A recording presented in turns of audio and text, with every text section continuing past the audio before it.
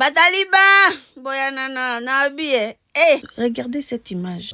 Peuple congolais, balobi soko monindo kibelela. Venez écouter ce que monsieur Nanga est en train de raconter. Après avoir vendu le pouvoir du peuple en 2018, en préférant annoncer des fausses résultats des votes, voilà monsieur demande l'unité. Non mais monsieur Nanga, est-ce que la folie c'est une volonté ou bien la honte c'est parce que la honte ne tue pas? Vous de qui parlez-vous? De quelle unité parlez-vous? Avec des groupes armés, avec les Kabila, les ennemis du pays? De quoi vous parlez?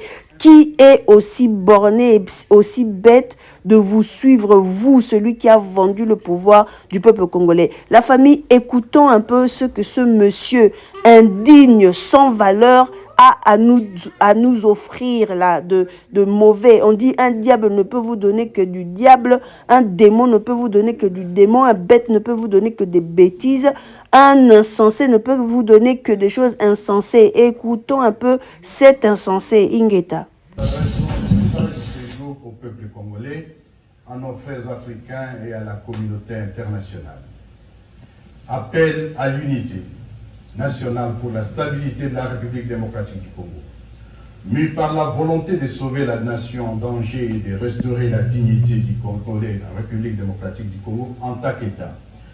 Animé par la volonté du vivre ensemble, de l'unité et de la cohésion nationale, et d'en finir définitivement avec l'insécurité généralisée, les tueries et les massacres massifs des populations, ainsi que les génocides, les idéologies génocidaires véhiculées par les forces négatives alliées au régime de Kinshasa, avec comme conséquence des déplacés congolais et réfugiés, principalement dans la partie orientale du pays. Convaincus que les statuts et le bien-être du Congo ne dépendent que des Congolais eux-mêmes et pas d'autres, considérant que la problématique de l'insécurité et l'instabilité consécutive à la faiblesse, sinon à l'absence de l'État, dure depuis plus de 3 décennies sans aucune solution durable.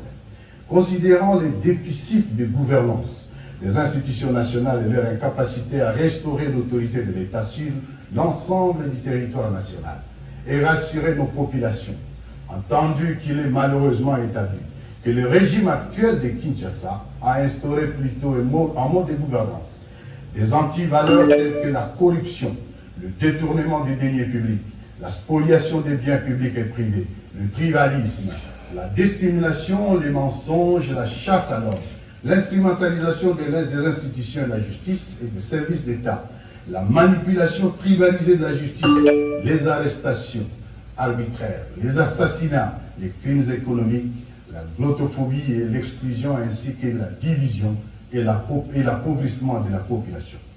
Vu que le régime de Kinshasa a fait le choix délibéré de sous-traiter la sécurité nationale en utilisant la guerre comme fonds de commerce, sacrifiant les forces armées de la République démocratique du Congo au profit des mercenaires étrangers et des forces négatives qui écument l'est du pays, y sèmant mort et désolation. Étant donné que le gouvernement de la RDC viole délibérément la Constitution, les lois de la République et tous les traités internationaux conclus par notre pays, étant tous témoins de la confiscation du processus électoral en cours par le même régime à tous les niveaux et sa décision d'opérer un coup d'État électoral, nous basons sur l'article 64 de la Constitution de la République démocratique du Congo. Lançons ce jour un appel à l'union de toutes les forces politiques, sociales et militaires de la République démocratique du Congo. Décidons d'œuvrer ensemble pour la mise en place d'une dynamique structurée pour la refondation de l'État et la résolution des causes profondes des conflits récurrents pour le retour de la paix définitive en République démocratique du Congo. Notre plateforme est dénommée Alliance Fleuve Congo, AFC en sigle. Notre appel s'adresse précisément aux groupes et sensibilités ci-après.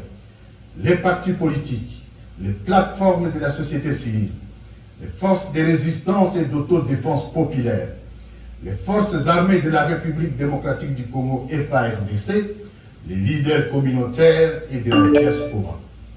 Tous les patriotes partageant cette urgence de changement sont invités à nous rejoindre sans délai pour sauver notre pays et y instaurer une gouvernance cohésive dans l'unité et la paix. La refondation d'un État qui assume ses responsabilités régaliennes, fondées sur la loi et qui assure la sécurité de tous. Mesdames et messieurs, je vous remercie. Nous sommes